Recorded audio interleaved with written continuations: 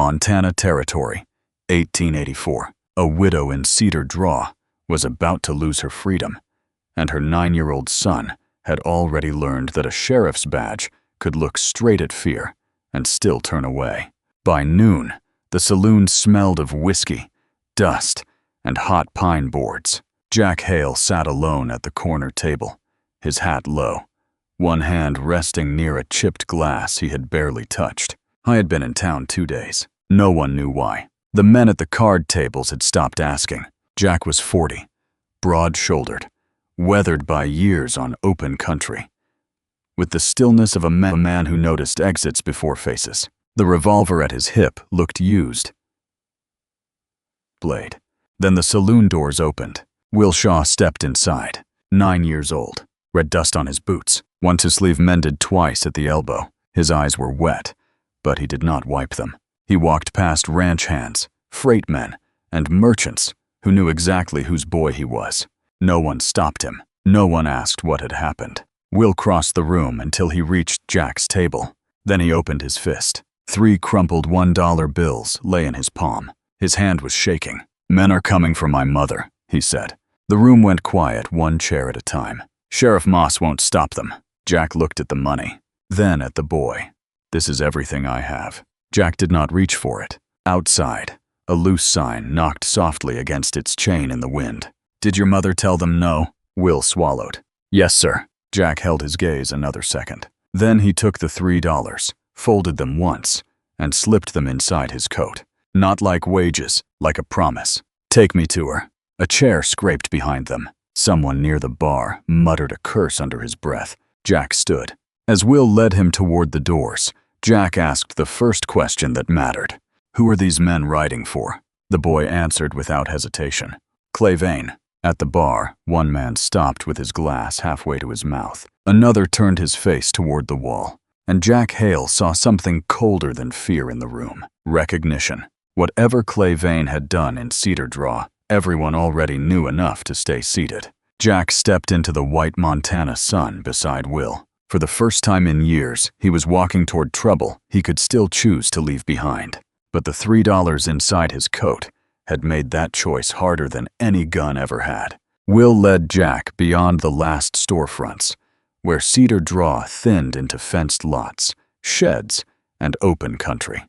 The Shaw place sat beneath a line of cottonwoods, small and weathered. Jack noticed the gate first. One hinge sagged. Fresh boot marks cut through the dust beside it. Will saw them too and hurried forward. "Ma." The door opened a few inches. Ella Shaw stood behind it with a kitchen knife in one hand. She was 32, sleeves rolled from work, a loose strand of hair against one temple. Her eyes went first to Will, then to Jack's revolver.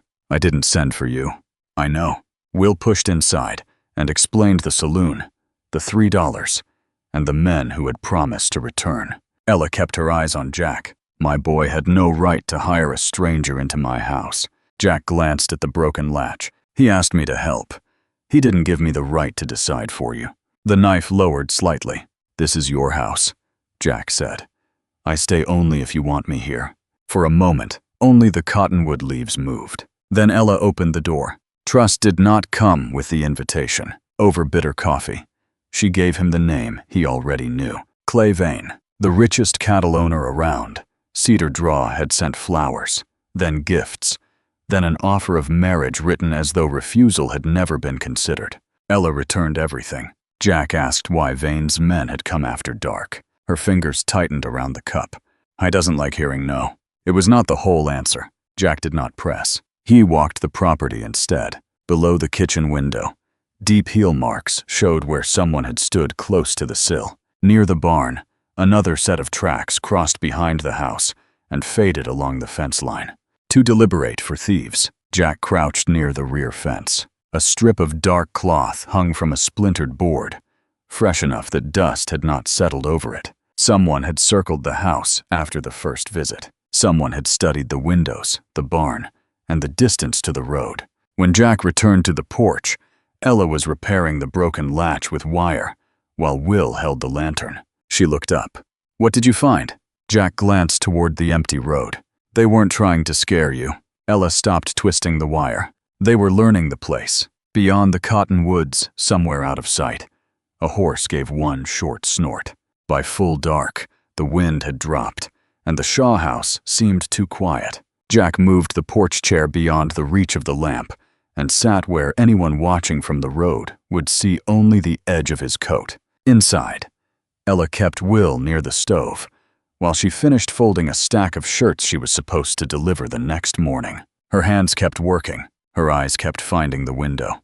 Near 10, a rider passed at the far bend. Jack did not move. 40 minutes later, the same horse came back from the opposite direction. Slower this time. When the hoofbeats faded, Jack crossed the yard and found where the rider had stopped on the rise above the cottonwoods. The tracks faced the house. Beside one hoofprint lay the blackened end of a match, still warm. Whoever had been there was not checking whether Jack had stayed. I was counting lights, counting doors, counting people. Jack returned without speaking.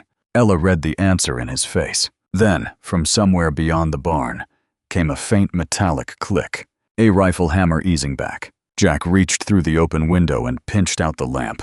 The rifle cracked. Wood exploded behind him. The bullet tore through the porch chair, where he had been sitting less than a second before. Ella dragged Will behind the iron stove. Jack was already moving. He crossed the yard low, using the woodpile, the rain barrel, and the dark side of the barn for cover.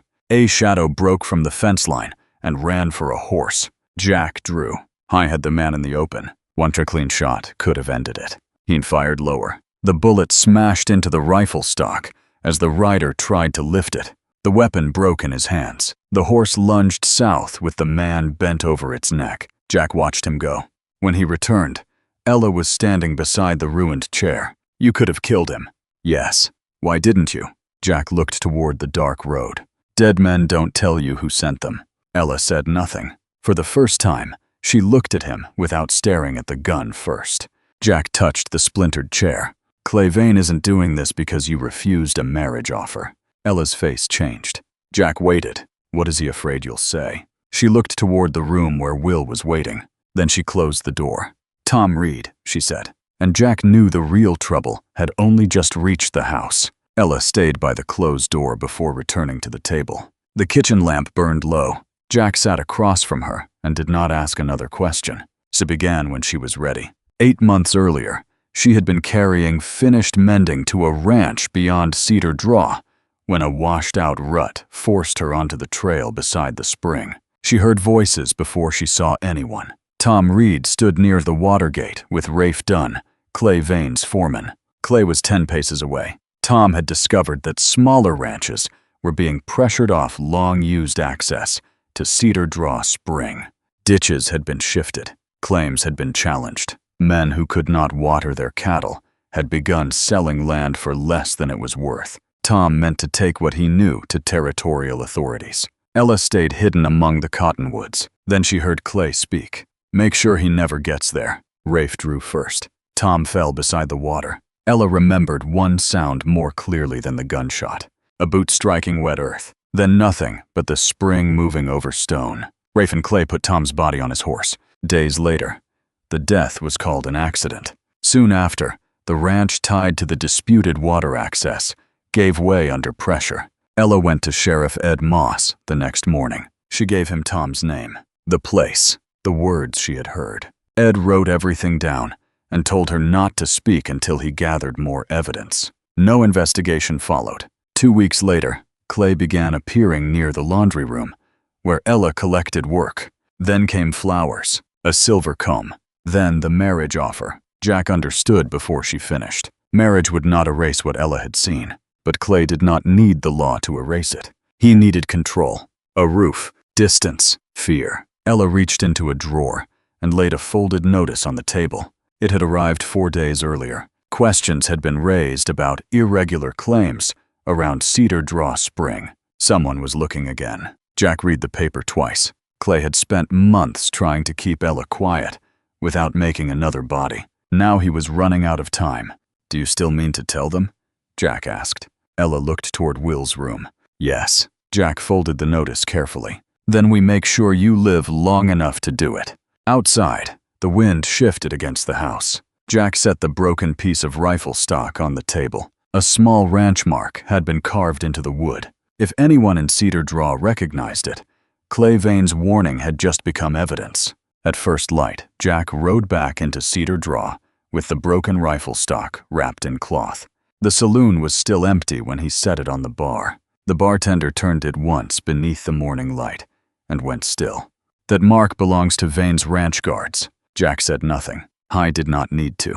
By mid-morning, he had found a livery hand who remembered Tom Reed coming through town the night before he died. Tom had been angry, not drunk, not careless. He had told two men that Clay Vane was squeezing smaller ranches off Cedar Draw Spring and that he intended to put the matter before territorial authorities. One of those men had left the territory. The other lowered his voice before admitting what he had heard. Fear still lived in Cedar Draw. It simply wore work clothes and kept its head down. Ella came into town after noon with Will beside her. Jack had told her to stay home. She had ignored him. "I'm the one who saw Tom die," she said. "You don't get to investigate me without me." Jack looked at her for a long moment. Then he handed her the copied dates he had taken from county records. Together, they found the pattern. Tom Reed died. Within days, papers tied to the disputed spring access changed hands. Rafe Dunn's name appeared as a witness. Families who had resisted Clay's pressure lost water first, then cattle, then bargaining power. At the sheriff's office, Jack asked to see the incident book from 8 months earlier. Ella stood beside him as he turned the pages. Then she touched the binding. There, a page had been cut out cleanly. The missing sheet fell exactly where her statement should have been.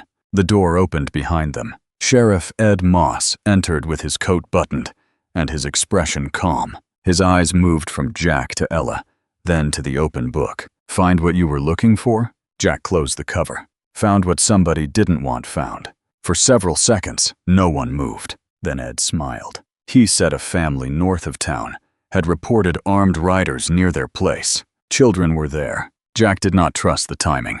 Ella knew it. "You think it's a trap?" she said. Ed left. "Yes." "Then don't go." Jack looked toward the northern road. "If it isn't, somebody's children are waiting for help." That answer told Ella more about him than anything he had said before. Jack mounted. Behind him, the sheriff's office door remained open, and Ed Moss watched him ride away. The northern report was false. Jack found the family repairing a fence beside their barn. No riders, no threats, no message sent to Sheriff Moss. He turned his horse south so hard the animal nearly lost its footing. By the time Cedar Draw came back into view, dread had settled beneath his ribs. The Shaw house looked wrong from the road. The front door hung from one hinge. A county wagon had carved fresh tracks through the yard. Jack was out of the saddle before the horse stopped moving. "Ella?" No answer. Inside, a chair lay broken near the table. Laundry had been dragged across the floor. A paper bearing the sheriff's seal rested beside the stove. Protective custody. Jack read it once and knew it was false. No judge's name, no proper authority. Only enough official language to make frightened neighbors stay behind their curtains. Then he heard breathing from the porch. Will sat against the wall outside. One cheek was swollen. Red marks circled both wrists. He had worked one hand loose from the rope and rubbed the skin raw, freeing the other. Jack dropped to one knee. "Where is she?" Will tried to answer too quickly and lost the words. Jack put a hand on the boy's shoulder. "One thing at a time." 4 men. Will swallowed. "They put Ma in the county wagon." "Which road?" "South." "How long?" "Maybe 20 minutes. Jack's jaw tightened. "Was Moss here?" Will nodded. He watched. For one hard second, Jack looked like a man who wanted to kill someone. Then the anger settled into something colder, useful. He carried Will to the saloon, where the bartender took the boy inside. Will grabbed Jack's coat before he could leave. "You said you'd help her." Jack reached inside and brought out the 3 crumpled dollars. I'd let Will see them, then returned them to the same pocket. "I haven't broken our agreement." Will released him. The wagon had nearly half an hour. On open road, Jack would never close that distance before Clay Vane's riders reached the ranch. But wagons had to follow the grade. A single horse did not. South of Cedar Draw, an old mining trail cut through the foothills and came out ahead of the ranch road. It was steep enough to lame a horse, narrow enough to kill a careless rider. Jack mounted anyway. The life he had spent years protecting by never belonging anywhere was behind him now. Ahead, Ella Shaw was being carried toward ground, where Clay Vane made the rules. Jack turned into the hills. The mining trail climbed hard through the foothills south of Cedar Draw. Loose stone rolled beneath Jack's horse, and twice the animal stumbled badly enough to throw sparks from its shoes. He did not slow until wagon wheels sounded beyond the ridge. Jack dismounted under the pines and moved toward the noise. The county wagon came into view below. 4 men guarded it. 1 drove right, 1 sat beside him, and 2 rode behind. Ella was inside. Her wrists were tied behind her back, her ankles bound beneath the bench. She had spent the first miles testing every knot. Then her fingers found a broken iron bracket beneath the seat. She dragged the rope across its jagged edge whenever the wheels struck rough ground. The fibers gave slowly, so did the skin at her wrists. Through the canvas, Ella heard one man mention Rafe Dunn. They were to keep her alive until she signed a statement, denying everything she had said about Tom Reed. After that, no one cared what happened to her. Ella stopped cutting for one breath. Then she pictured Will on the porch. She pulled harder. Outside, the first rider's hat jumped from his head. Jack's bullet had clipped the brim. The man reached for his revolver. A second shot shattered the weapon at his hip. The team lurched. Jack moved through the trees, never firing twice from the same place. His next bullet struck the wagon's front hub. Wood cracked. Ella felt the wheel begin to wobble. The rope around her wrists parted. She kept her hands hidden until the driver turned toward the gunfire. Then she lunged forward. The iron bracket struck his wrist. Hein lost the reins. Ella seized them and hauled left. The horses veered onto the soft shoulder. The damaged wheel struck a buried stone and collapsed. The wagon tipped hard. Men hit dirt. Ella fell to her knees, ankles still tied. One guard surrendered.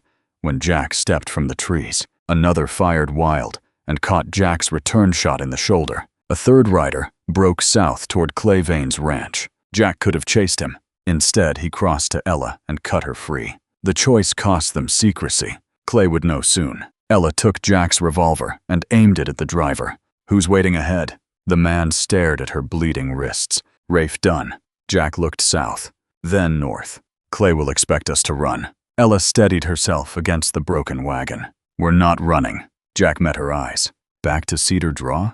Yes. There was no safe road left now. Jack took the reins from a riderless horse. Then I ride beside you. They reached Cedar Draw before sunset. The town looked ordinary from the rise. Smoke lifted from chimneys. A freight wagon stood outside the mercantile. Then the bartender saw them coming. He stepped into the street, took one look at Ella's torn dress and bloodied wrists, and rang the iron fire bell beside the saloon. The sound carried across Cedar Draw. Doors opened. Men came off porches. Women stepped from shops. Ranch hands drifted in from the corrals. Will appeared last, running so fast he nearly fell. Ella dropped to her knees and caught him against her. For a few seconds, the street disappeared around them. Then Ella stood. Jack expected her to go inside. Instead, she climbed onto the low watering trough where everyone could see her. Her hands were shaking. She did not hide them. Tom Reed did not die in an accident. The street went quiet. Ella told them about Cedar Draw Spring, about Rafe Dunn, about Clay Vane standing nearby when Tom was shot, about Sheriff Ed Moss writing down her statement and making it disappear. She did not speak like someone giving a speech. She spoke like someone laying one stone after another on a grave until no one could deny what lay beneath. Jack stayed below the trough. When people looked toward him, he turned their attention back to Ella. This was not his truth to tell. The bartender brought the broken rifle stock. The livery hand repeated what Tom had said the night before he died. Jack laid out the copied dates from the county records. Then Ella held up the false custody paper. One fact alone could be doubted. Together, they formed a road. Tom's threat to expose the water scheme, his death, the missing statement, the pressured spring claims, Ella's abduction. A murmur moved through the crowd. Not anger yet. Recognition. Families who had lost cattle after losing water looked at one another differently. For years, Clay Vane had kept each loss separate. Now Ella was giving them the same name. Will stood beside the trough, one hand gripping her skirt. Then hoofbeats rolled in from the cattle road. Jack turned first. Dust rose beyond the southern buildings. Clay Vane rode at the center. Rafe Dunn was on one side. Sheriff Ed Moss was on the other, a shotgun across his saddle. Behind them came hired riders. Ella saw them and went pale, but she did not step down. Clay looked at her bleeding wrists, then at the crowd that had stayed to listen. For the first time, Cedar Draw was no longer afraid in separate rooms. Clay Vane reined in near the center of Cedar Draw. Rafe Dunn stopped at his right. Sheriff Ed Moss dismounted on the left and lifted the shotgun from his saddle. Behind them, hired riders spread across the street until both ends were blocked. No one in the crowd moved. Ed looked at Ella first, then at Jack. "This woman was taken into lawful protection," he called. "Jack Hale interfered with county authority and assaulted men acting under my orders." Ella stared at him. The cuts around her wrists were still wet. "Protection?" Ed's face tightened. Clay spoke without raising his voice. "Mrs. Shaw is frightened.